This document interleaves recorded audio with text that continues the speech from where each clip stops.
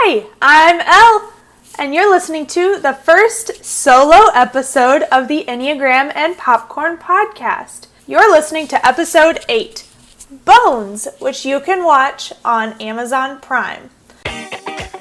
You're listening to Enneagram and Popcorn. 9 types, 2 pals, bring snacks.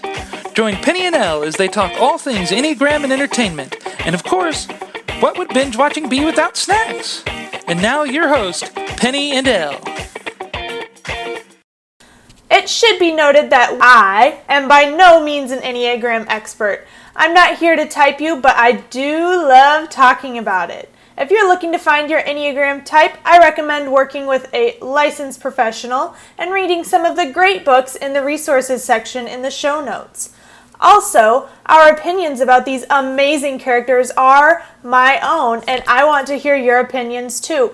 Feel free to join the conversation by shooting me a line at enneagraml@gmail.com. You guys, it's my first solo show. This is crazy. I'm so excited to be doing Bones this week and talking more about Brennan and Booth and Angela and Hodgins and Camille and of course Sweets. So many good people, and I can't believe that this show ran for so long and was continuously good. Like I think there was 11 seasons. It never got boring. I think it started and ended just as it needed to. So without further ado, I'm going to get into it. Usually if Penny was here, we would go through and say what our types were so we can compare them, but I'm just going to go through them as I go since she's not here with me. So first, I feel like we have to talk about Brennan, obviously. Temperance Brennan. She is amazing. I typed her as a 5-wing-6, which is called the Investigator. I have so many key points that bullet points that I took from the Enneagram for Relationships by Ashton Whitmoyer Ober. There's so many good ones. Let me just read these to you guys. So she's fair, knowledgeable, logic, curious, intense. She's a thinker, self-reliant. One thing that came to mind was that she's scared of not knowing information or seeming like she doesn't know what she's talking about, which really stood out to me as a 5.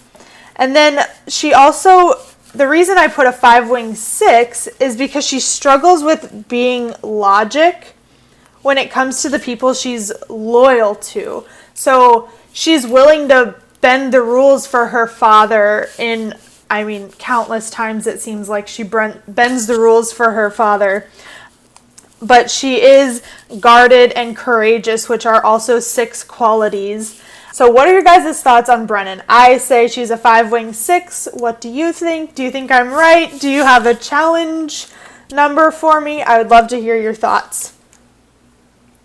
The next person is Booth, which I think we had to wait 4, maybe 5 seasons for them to get together, which I think is important for the show, and I think that's why it was able to carry on so long and be 11 seasons.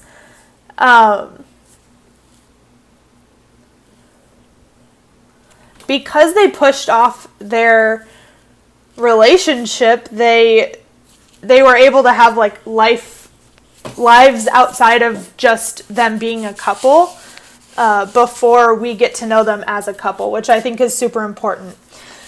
So for Booth, I put a 3-wing-2. And let me go to this page because I'm going to read something. So originally I was like, I think he's an 8 for sure. I think he's a leader. Goes with his gut, pretty confident, and that word confident made me think of a type 3. And then when I was reading from this book, this is on page 50 from the Enneagram for Relationships, it says 3s and 8s are often mistyped because they are both assertive and have the tendency to take charge. However, 3s take charge because they want to be seen as valuable, whereas 8s just want to be in control. And I don't think that Booth has a desire to be in control. I think he wants to be seen as valuable. Like, I think often in his work, like, yes, he's really good at what he does, but when it comes to, like, up lines and, like, his bosses, he's a little bit more timid, and there's definitely respect there. I just think he has, like it says, the tendency to take charge, and he wants to prove to his bosses that he is valuable, and I think that also stems from, like, him being a kid, which we don't type kids, but he's an adult and we can talk about their childhood. And if you are curious about 3's childhoods, there is a huge passage on 3's childhoods, like I just said, on page 51 from the Enneagram for Relationships. So definitely check that out. I'll put the link to the book in the show notes. And I just want to read some of those words that stuck out to me. So I think he's very goal-oriented, focused, charming, image-conscious, motivated, charismatic. And then for the wing 2, I chose the words that stood out to me were generous, empathetic, and more sociable. He's definitely more sociable than if I would have chosen a 3-wing 4. And it's funny because my husband is a 3-wing 2, and a lot of the same personality traits or Enneagram traits stick out to me from Booth as they do with my husband. So next, I have the fabulous Angela. I had to type her as a 4, and I'm sure if Penny was here, she would have another number to compare between, but all I could come up with was a 4. I dabbled in the 2s, but I definitely came back to the 4. So many of those key words that are 4 description words, that are words for a 4, stuck out to me. She's so sensitive, she's authentic, she's artistic, obviously, she's friendly, deep, passionate was the one that I, like, highlighted. The example that I thought of was her, like, husband that she is married to before Hodgins, that, like, prolongs her and Hodgins' relationship. She's so passionate. She's like, just think back to when she's describing that relationship and all I see is passion. And then for the wing 3, I put driven, more goal-oriented, focused on accomplishments, and looking for purpose, which another thing that I was thinking about is she often, like, decides, okay, I'm going to leave the Jeffersonian and go find my purpose. Like, there's more to life than, I mean, in this case, dead people or bones. And I just feel like she goes back to that a lot. I think she almost leaves the Jeffersonian, like, maybe 2 or 3 times. And they actually do leave at one point and go to Paris. So she's definitely driven in that sense of, I want something, I'm going to go get it. And then her counterpart, Hodgins, which I originally had him as a 6-wing 5, but landed on a 5-wing 4. He's a lot like Brennan, but more on the drama side of with that 4-wing.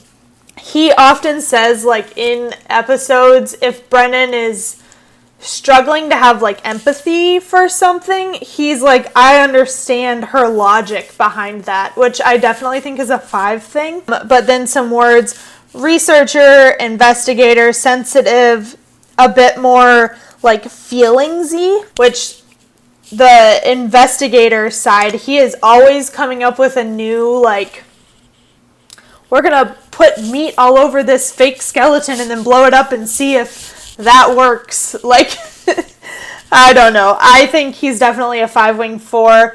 I could see maybe a wing 6, but I lean more towards the 5-wing 4. The only reasons I could see the 6 is because he is, like, driven by conspiracy theorists and, like, fear and stuff. But so I'm going to stick with 5 wing 4.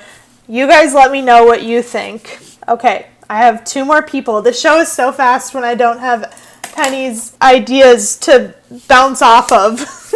So that's sad, but it's good. This is good. So the next person I have is Camille. I put her as a 1 wing 2. I think she is a 1, hands down. Never thought she would be a different number. It was always a 1 that I thought she was. I think the first word that came to mind was that she is very competent and wants to be seen that way, and wants to be seen as, like, I'm a rule follower, I do the things the way that I'm supposed to be doing them.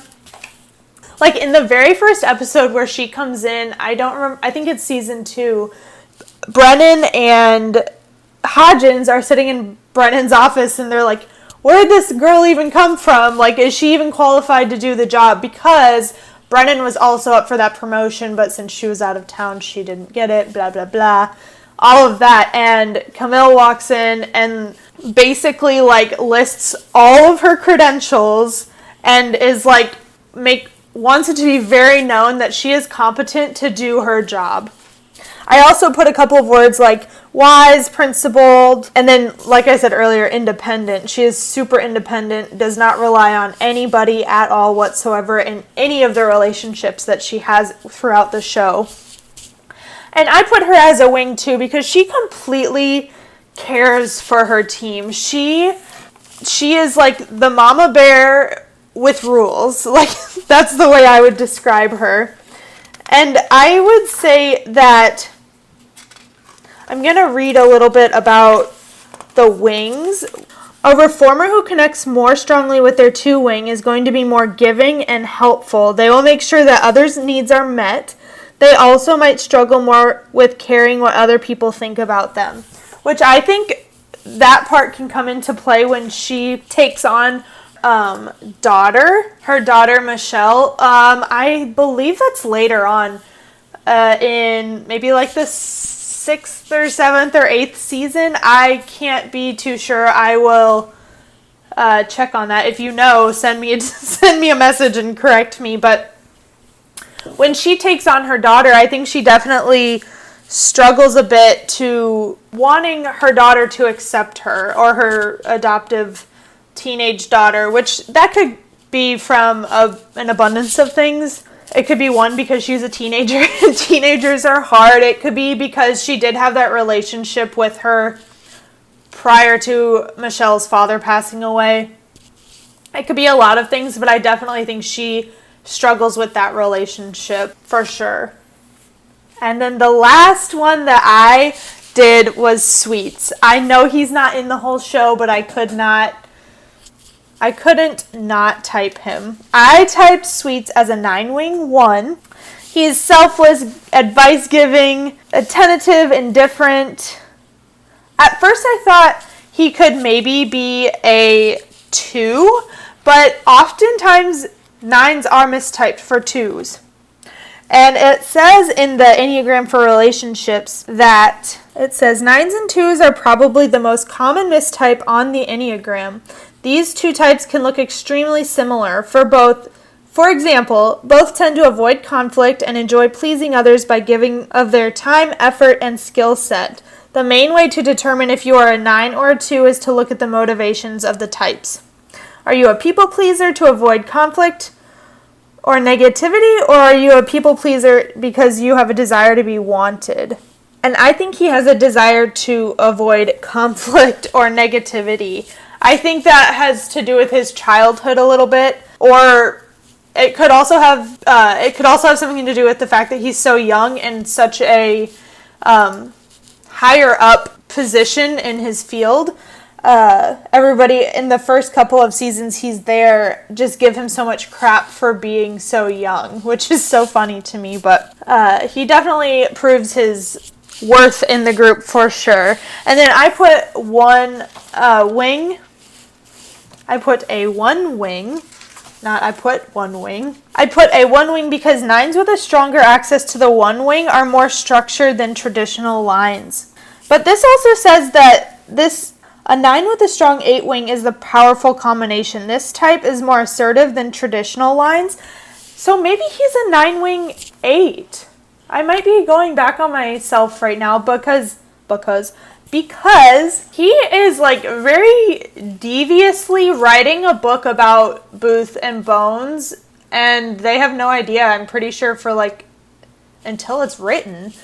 He definitely has his own agenda there, which I think he is a little bit more assertive than people think he is. I mean, I think a lot of people thought that Gormagon's apprentice in the beginning of the show was Sweets. I think they totally framed him as like he was Gormagon, and that was such a totally threw everybody off, which was amazing in itself. But I think from people thinking that he could have been Gormagon, potentially he could be a 9-wing 8. So I would be curious to know what you guys think. Do you think he's a 9-wing 1 or a 9-wing 8?